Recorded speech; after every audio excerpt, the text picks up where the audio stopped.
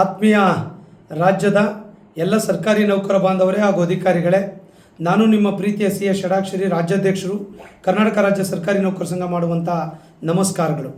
ಈಗಾಗಲೇ ತಮಗೆ ತಿಳಿದಿರುವಂತೆ ಕರ್ನಾಟಕ ರಾಜ್ಯ ಸರ್ಕಾರಿ ನೌಕರರಿಗೆ ಕರ್ನಾಟಕ ರಾಜ್ಯ ಸರ್ಕಾರ ಸ್ಯಾಲ್ರಿ ಬ್ಯಾಂಕ್ ಪ್ಯಾಕೇಜ್ ಸ್ಕೀಮನ್ನು ಈಗಾಗಲೇ ಘೋಷಣೆ ಮಾಡಿದೆ. ಇದಕ್ಕೆ ಸಂಬಂಧಪಟ್ಟಂತೆ ಸಾಕಷ್ಟು ಪ್ರಶ್ನೆಗಳು, ಗೊಂದಲಗಳನ್ನು ಸಾಕಷ್ಟು ನೌಕರರು ಕೂಡ ಫೋನ್ ಮೂಲಕ ನಮಗೆ ಸಂಪರ್ಕವನ್ನು ಮಾಡ್ತಾ ಇದ್ದಾರೆ. ಭಾಳಷ್ಟು ತಾಲೂಕು ಜಿಲ್ಲೆಗಳಲ್ಲಿ, ಇಲಾಖೆಗಳಲ್ಲಿ ಬ್ಯಾಂಕ್ ಅಧಿಕಾರಿಗಳ ಮೂಲಕವಾಗಿ ಸರಿಯಾದ ಮಾಹಿತಿಗಳು ಕೂಡ ಈ ಸಂಬಂಧವಾಗಿ ಸಿಗ್ತಾ ಇಲ್ಲ. ಈ ಸಂಬಂಧವಾಗಿ ಕರ್ನಾಟಕ ರಾಜ್ಯ ಸರ್ಕಾರಿ ನೌಕರ ಸಂಘ ನಿರಂತರ ಪ್ರಯತ್ನವನ್ನು ಮಾಡಿ ಈ ಯೋಜನೆ ಜಾರಿಗೆ ತಂದಾಗ ಅದು ಸರಿಯಾದ ರೀತಿಯಲ್ಲಿ ಜಾರಿಗೆ ಆಗಬೇಕು ಅನ್ನುವಂಥದ್ದು ನಮ್ಮೆಲ್ಲರ ಅಭಿಲಾಷೆಯಾಗಿದೆ. ಆ ಕಾರಣಕ್ಕಾಗಿ ಭಾಳ ಜನ ಅಧಿಕಾರಿ ನೌಕರರು ಪ್ರಶ್ನೆಗಳನ್ನು ಮಾಡ್ತಾ ಇದ್ದಾರೆ. ಯಾವ ಬ್ಯಾಂಕಲ್ಲಿ ಒಳ್ಳೆ ಸ್ಕೀಮ್ ಇದೆ, ಒಳ್ಳೆ ಬೆನಿಫಿಟ್ ಇದೆ, ಸೊ ದಯಮಾಡಿ ನಮಗೆ ಮಾರ್ಗದರ್ಶನ ಮಾಡಬೇಕು ಅನ್ನುವಂಥ ಪ್ರಶ್ನೆಗಳನ್ನು ಮಾಡ್ತಿದ್ದಾರೆ. ಈಗಾಗಲೇ ಆರ್ಥಿಕ ಇಲಾಖೆ ಅಧಿಕಾರಿಗಳ ಜೊತೆ ಒಂದು ಸಭೆ ಆಗಿದೆ.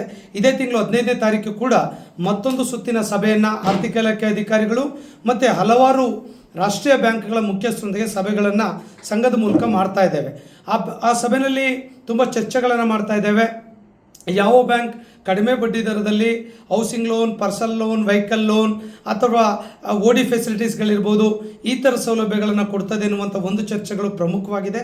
ಆಮೇಲೆ ಇನ್ನಿತರ ಆಕ್ಸಿಡೆಂಟಲ್ ಬೆನಿಫಿಟ್, ನ್ಯಾಚುರಲ್ ಡೆತ್ಗಳಿರ್ಬೋದು, ಇನ್ಶೂರೆನ್ಸ್ ಸ್ಕೀಮ್ಗಳಿರ್ಬೋದು ಅಥವಾ ಹೆಲ್ತ್ ಇನ್ಶೂರೆನ್ಸ್ ಸ್ಕೀಮ್ಗಳನ್ನು ಯಾವ ಬ್ಯಾಂಕ್ಗಳು ಹೆಚ್ಚಿನ ಪ್ರಮಾಣದಲ್ಲಿ ಕೊಡ್ತವೆ ಎನ್ನುವಂಥ ಚರ್ಚೆಗಳನ್ನು ಕೂಡ ಅಲ್ಲಿ ಮಾಡ್ತಾ ಇದ್ದೇವೆ. ಇದೆಲ್ಲ ಚರ್ಚೆಗಳನ್ನು ಮಾಡಿದ ಮೇಲೆ ಪೂರ್ತಿ ಡೀಟೇಲಾಗಿ ಅಪ್ಡೇಟ್ಸ್ಗಳನ್ನು ತಮ್ಗೆ ಹೇಳ್ತೇವೆ.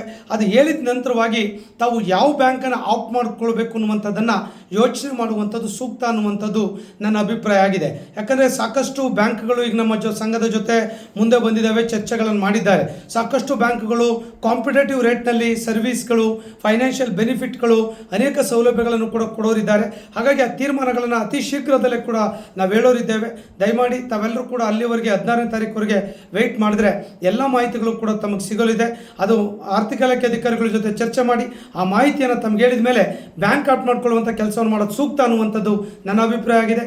ಎಲ್ರಿಗೂ ಧನ್ಯವಾದಗಳು. ನಮಸ್ಕಾರ.